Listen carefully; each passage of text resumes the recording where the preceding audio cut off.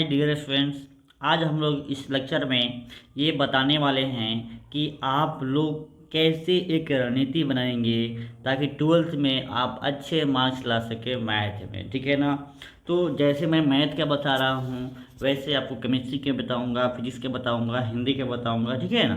तो आपको हम बताएंगे ये रणनीति, और आपको अगर ये 100% आप ऐसा काम करिएगा तो ज़रूर आपका नंबर बहुत ही अच्छा आने वाला है।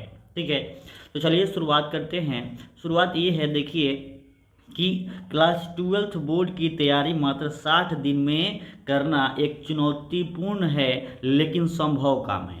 ये नहीं कह सकते कि ये संभव नहीं है यानी असंभव है। ये आप 60 दिन में चाहें तो आप एक बहुत अच्छा रणनीति बना करके आप मैथ को पढ़ सकते हैं और अच्छा नंबर ला सकते हैं। तो यहाँ देखिए कह रहा है कि अगर सही प्लानिंग और फोकस के साथ काम किया जाए तो यहाँ 60 दिन का एक स्टेप बाय स्टेप एक स्टेप बाय स्टेप प्लान दिया गया है जो आपको मैथ्स के बोर्ड एग्जाम की पूरी तैयारी में मदद करेगा। यानी आपको ध्यान रखना है, ये स्टेप बताएंगे हम आपको कि कैसे कैसे आपको पढ़ना है, कैसे कैसे तरीका अपनाना है ताकि मैथ में अच्छा मार्क्स आ सके। चलिए तो नेक्स्ट स्टेप देखते हैं। पहला स्टेप आपका है कि बताना है, देखना है। जैसे मान लीजिए कि अगर डे 1 से 5 दिन आप क्या करोगे, फर्स्ट 5 दिन में क्या करना है आपको। तो देखिए यहाँ साफ साफ लिखा हुआ है, देखिए यहाँ NCERT लिख दिया है। तो NCERT ये बुक ही है, ठीक है ना। तो NCERT ये NCERT करा कि NCERT किताब को ध्यान से देखे और हर चैप्टर को कठिनाई के आधार पर उसे प्राथमिकता दे। मतलब कहने का मतलब ये है कि चैप्टर तो बहुत है आपके बुक में, लेकिन कौन कठिन है कौन आसान है आप सबसे पहले डिसाइड कर लीजिए। जैसे महत्वपूर्ण टॉपिक की एक लिस्ट बनाइए, जो भी आपकी किताब में महत्वपूर्ण टॉपिक है उसका एक लिस्ट बना लीजिए, फिर आपको आगे ध्यान आएगा। जैसे कैलकुलस, अलजेब्रा, प्रायिकता, ठीक है ना, इत्यादि। माने आपको जो भी आपको टफ लगे आसान लगे तो पहले लिस्ट बनाइए कि ये चैप्टर आप हमको आसान लगता है, ये चैप्टर हार्ड लगता है। ठीक है। उसके बाद जैसे पिछले साल के प्रश्न पत्रों को देखें और ट्रेडिंग टॉपिक्स को नोट करें। मतलब कहने का मतलब ये, जो भी आप क्वेश्चन बैंक समझ लो ना, जो भी पिछले एग्जाम में हुआ है उसका जो सवाल है आप पता करो और उसमें देखो कि इसमें ट्रेंडिंग क्वेश्चन, ट्रेंडिंग टॉपिक कौन रहा है, सबसे अधिक सवाल कहाँ से आते हैं, उसका आपको ध्यान रखना है। अगला जो है, पहले 5 दिन में बेसिक और फाउंडेशन क्लियर करें। मतलब पहले 5 दिन में बेसिक फाउंडेशन क्लियर करें। मतलब हर चैप्टर के बारे में जो आइडिया लेना है, जो फार्मूला है वो सब बेसिक आइडिया आप ग्रहण कर लीजिए। मतलब बेसिक का मतलब यानी हर चैप्टर में जो फार्मूला आ रहा है उसको आपको हर हाल में पूरा करना है। ठीक है। तो बेसिक जितना आपसे हो सके। फिर नेक्स्ट स्लाइड है, देखिए 1 से 5 दिन में आपको क्या करना है। सबसे मैं क्या बताया पहले कि आप NCERT किताब को देखिए और चुनिंदा चैप्टर को चुनिए, कौन टॉपिक हार्ड है कौन आसान है, उसका आप क्या बनाइए, लिस्ट बना लीजिए। जैसे आपको एग्जाम्पल बता दिए हैं कि बहुत सारा चैप्टर है आपके पास। ठीक है। फिर पिछले साल में जो सवाल है उसका विश्लेषण करिए और ट्रेंडिंग टॉपिक्स को देखिए आप। ठीक है। आगे देखिए, अब है अगला डे है 6 से लेके 15 दिन तक आप क्या करोगे। 6 से लेके 15 दिन तक आप क्या करोगे, ठीक है ना। अब उसकी हम लोग चर्चा करने वाले हैं। तो देखिएगा आप 6 से लेके 15 दिन में क्या करना है, मैं आपको उसका तरीका मैं बताने जा रहा हूँ, ध्यान से सुनिए। जैसे कहा जाए कैलकुलस टॉपिक जो है ना, कैलकुलस जो टॉपिक होता है ये बहुत इंपॉर्टेंट टॉपिक होता है। इसमें क्या आता है, डिफरेंशिएशन आता है, इंटीग्रेशन आता है, एप्लीकेशन ऑफ डेरिवेटिव्स आता है, डिफरेंशियल इक्वेशन आता है, इंटीग्रेशन आता, जो भी है से हर साल अधिक प्रश्न आते हैं। मतलब आपको ये पता, जब एनालिसिस कर लीजिएगा तो जो भी एनालिसिस किए हैं उससे पता चल गया होगा आपको कि हर साल डिफरेंशिएशन कैलकुलस से हर साल अधिक सवाल आते हैं। और इसका मतलब ये हुआ कि हर कॉन्सेप्ट को समझे, यानी इस जो चैप्टर के जो है 6 से जो 15 दिन की आइडिया है, हर कॉन्सेप्ट को समझे। जैसे समझ में आया ना कि ये टॉपिक इंपॉर्टेंट है तो उसका हर कॉन्सेप्ट को समझिए, उदाहरण देखिए और फिर उस पर जो सवाल है उसको करिए। ठीक है। NCERT ये देखिए यहाँ पे बार बार लिख रहे हैं NCERT, ठीक है ना, NCERT।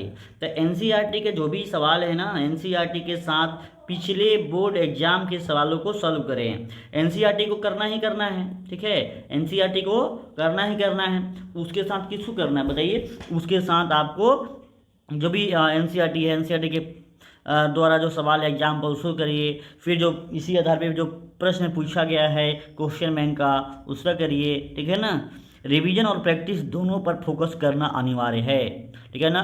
रिवीजन ही तो मेन है, आप प्रैक्टिस रिवीजन करिए और प्रैक्टिस करिए, रिवीजन करिए प्रैक्टिस करिए, तो आपका बहुत ही शानदार परफॉर्मेंस रहेगा, ठीक है ना। इस चैप्टर में बस हमें तो कैलकुलस आपको अच्छा करना है, मतलब ये 6 से 15 में खूब कैलकुलस पढ़ना है, ठीक है ना। 1 से 5 तक रणनीति बनाया, जो भी बेसिक फार्मूला था आपने कवर किया।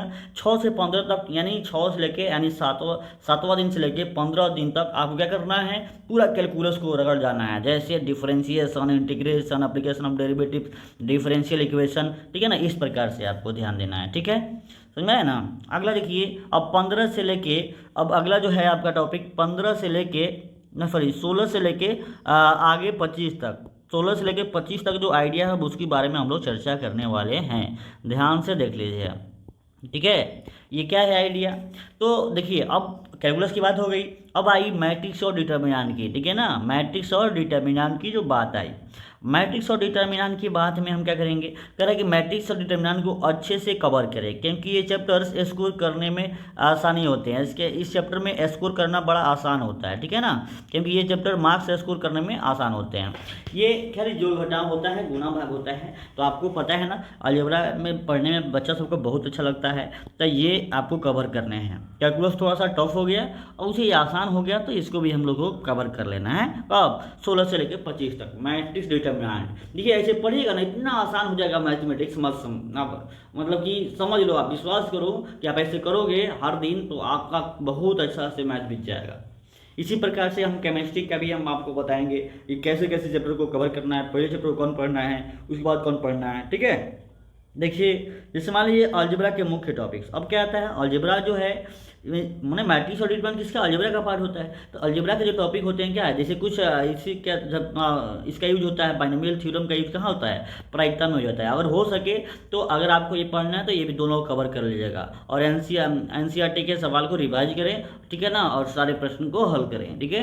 हर चैप्टर के बाद देखिए ध्यान से समझिए, ये बहुत अच्छा बात मैं बता रहा हूँ, यहाँ हर चैप्टर के बाद 1-2 दिन उसका रिवीजन करना ना भूले। हर चैप्टर जो भी आप पढ़े हैं हर 1-2 दिन के बाद उसका रिवीजन करें। जैसे कैलकुलस आपने पढ़ा है तो हर 2 दिन के बाद उसको रिवाइज मार लीजिए। भले ही आप जो भी मैट्रिक्स डिटर्मिनेंट पढ़ाई कर रहे हैं ना, मैट्रिक्स और डिटर्मिनेंट पढ़ाई कर रहे हैं, तो हर 2 दिन बाद उसको रिवाइज कर लीजिए, ठीक है ना। तो अच्छा कॉन्सेप्ट है पढ़ने का। नेक्स्ट जो है आपका है डे 26 से लेके 35 तक। डे 26 से लेके 35 तक क्या है ये तरीका, देखिए तो ये जो तरीका है ध्यान से देख लीजिए।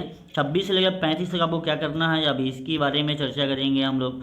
तो डे 26 से लेकर 35 तक, ठीक है ना, आपको बस एक काम करना है। एक चैप्टर का नाम है वेक्टर और 3D। देखिए वेक्टर और 3D जो है ना, अब इसको पढ़ना है आपको। तो वेक्टर और 3D, देखिए वेक्टर और 3D ज्योमेट्री पर ध्यान दें, क्योंकि ये टॉपिक बोर्ड में काफ़ी मार्क्स दिलाते हैं। मतलब ये कहने का मतलब है कि ये 3D से जो है ना लॉन्ग क्वेश्चन आता है, ठीक है ना, और वेक्टर से लॉन्ग क्वेश्चन आता है, तो आपको इसको छोड़ना नहीं है, ठीक है ना। कैलकुलस के बाद सबसे इम्पोर्टेंट है तो ये वेक्टर 3D है, इस आपको मैं बता रहा हूँ, ठीक है ना। तो इसको आपको छोड़ना नहीं है, ध्यान दें, क्योंकि ये टॉपिक्स बोर्ड में काफ़ी मार्क्स दिलाते हैं, इसलिए मैंने लिख दिया है। इन टॉपिक्स के सारे फार्मूले और थ्योरम जो भी है, थ्योरम करने का मतलब फार्मूले, ठीक है ना, ये फार्मूले जो है ना, इस फार्मूला को आपको ध्यान रखना है, ठीक है। यानी इन टॉपिक्स के फार्मूले और थ्योरम जो भी होते हैं ध्यान से पढ़ना होता है, याद करना होता है, क्योंकि भूलने वाला होता है, ठीक है। तो आशा करता हूँ कि आप लोग ये काम करोगे आप हर दिन, ठीक है ना। फिर कह रहा है कि इसका भी यही पिछले साल में जो बोर्ड प्रश्न पत्र इन टॉपिक पर आधारित आया है उसको हल करें, ठीक है ना, और बार बार उसको रिवाइज मारें, रिवाइज करें, बार बार रिवाइज करें, सब आसान हो जाएगा, ठीक है। आगे देखिए, अब अगला जो है आपका 36 से लेकर के 45 दिन का डे देखते हैं। 36 से लेकर 45 दिन का आपका डे क्या है, अब इसकी थोड़ा सा चर्चा हम लोग कर लेते हैं। 36 से लेकर 45 तक 2 चैप्टर बच गया है। एक तो आपका ये प्रायिकता बच गया है, प्रोबेबिलिटी, और एक लीनियर प्रोग्रामिंग जिसको LPP कहते हैं, और इसको ग्राफ कहते हैं। ग्राफ पढ़ते हैं, इसमें क्या पढ़ते हैं, ग्राफ पढ़ते हैं। तो इसमें क्या कहते हैं, प्रोबेबिलिटी के नियमों को समझे, जो प्रोबेबिलिटी है ना उसके नियम को समझे और एनसीईआरटी के प्रश्नों के साथ साथ सैंपल वगैरह का भी हल करें। ठीक है ना। ये जो हम बता रहे हैं आपको प्रायिकता के वही सवाल करना है, प्रायिकता का वही सवाल करना है आपको। ठीक है, वही सवाल करना है जो परीक्षा में आया हुआ है, यानी क्वेश्चन बैंक में आया हुआ है। ठीक है ना। आगे देखो, लीनियर प्रोग्रामिंग का सॉल्यूशन। देखिए, लीनियर प्रोग्रामिंग का सॉल्यूशन प्रोसेस और ट्रिक्स को ध्यान रखें, क्योंकि ये भूलने वाला चीज़ होता है और ये आप परीक्षा के 10 दिन पहले को भी इसको रिवाइज करके जाएंगे। ठीक है ना। एक दिन में ज़्यादा से ज़्यादा हल प्रश्न करने की कोशिश करें। ठीक है ना। यानी 36 से 45 दिन जब आ जाएगा, समझ लेना है कि हर दिन एक दिन में जितना आपको कोशिश हो सके उतना सवाल को करिए, क्योंकि टॉपिक तो सब रिवाइज कर लिए हैं। अब क्या है, उसके बाद बार बार अधिक से अधिक सवाल को करना है। अगला जो टॉपिक है डे 46 से लेके क्या है जानते हैं, 46 से लेके 55 दिन का जो अब देखने वाले हैं हम, ये क्या करने वाले हैं बताओ। 46 से लेके 55 दिन का रणनीति क्या होगा बताएंगे। अब देखिए, ये कह रहा है कि हम अब तक पूरे सिलेबस एक बार रिवीजन कर चुके हैं, मतलब जो भी रिवीजन हम लोग किए हैं ना इतना दिन में कर चुके हैं। ठीक है ना, जो भी हम लोग को समय मिला 45 दिन का। अब जो बोर्ड प्रश्नों को पत्रों को हल करें, जो भी बोर्ड के प्रश्न पत्र जो है कुछ मतलब समझ लो ना, कोई प्रकाशन का क्वेश्चन लाइए और चाहे क्वेश्चन में लाइए, उसको खूब रिवाइज करके बनाइए कि आप कितना बना पाते हैं। यानी कहने का मतलब ये है कि आप उसको ना मॉक टेस्ट दीजिए। मॉक टेस्ट का मतलब आप टेस्ट दीजिए। टेस्ट में अगर आप टॉपिक स्ट्रॉन्ग कर लिए तो आपका कितना उसमें नंबर आ रहा है, अगर आप अच्छा कर रहे हैं तो आपका फाइनल एग्जाम भी अच्छा ही जाने वाला है, इस बात का प्रूफ है। ठीक है ना। उन टॉपिक्स पर ध्यान दे जो अभी तक कमज़ोर हैं, उन टॉपिक्स पर फिर भी ध्यान दे जो कमज़ोर रह गया है। मतलब जब सवाल बनाओगे तो आपको कुछ ना कुछ थोड़ा सा दिक्कत बुझाएगा कि इसका सवाल याद नहीं आ रहा है, थोड़ा सा दिक्कत हो रहा है इसमें, तो क्या करोगे आप बताओ, ऊपर ध्यान दोगे और उस टॉपिक को 56 से लेकर 60 लास्ट 4-5 दिन हम क्या करेंगे, तो सिंपल सी बात है कि आपको आखिरी 5 दिनों में अपने शॉर्ट नोट्स और फार्मूला शीट को रिवाइज करेंगे। जो भी आपने फार्मूला बनाया है, यानी 10 बार 15 बार पढ़ा है, उसको याद किया, अब उसको उस फार्मूला और नोट्स को लास्ट 4-5 दिन में हम लोग जब एग्जाम से पहले क्या करेंगे, उसको रिवीजन पे रिवीजन करेंगे, याद पे याद करेंगे। ठीक है ना। शॉर्ट नोट्स और फार्मूला को सीट को रिवाइज करेंगे। जिन चैप्टर्स में आपको अभी भी परेशानी हो रही है उन्हें फिर से हल करेंगे। ठीक है ना। जो कमजोरी फिर लग रहा है कि अभी कमजोरी है, तो 3-4 दिन है ना अभी, तो उसको अभी कर लेंगे पूरा। अपने कमजोर टॉपिक्स पर आखिरी काम करें और आत्मविश्वास बढ़ाएं कि हाँ ये हम कर लेंगे।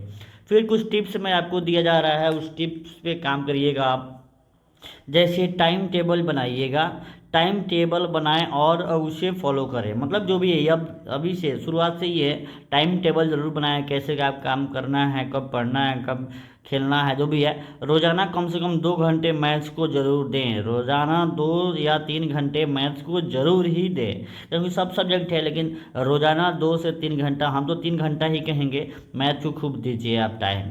ठीक है ना। कठिन चैप्टर्स को पहले कवर करें और आसान चैप्टर्स को बीच में रख दे। क्या है वो कठिन हो जाए, जो आसान हो तो हो ही जा रहा है ना, सबका समय लिमिट है, लेकिन जो हार्ड है ना उसको थोड़ा पहले कर लीजिए।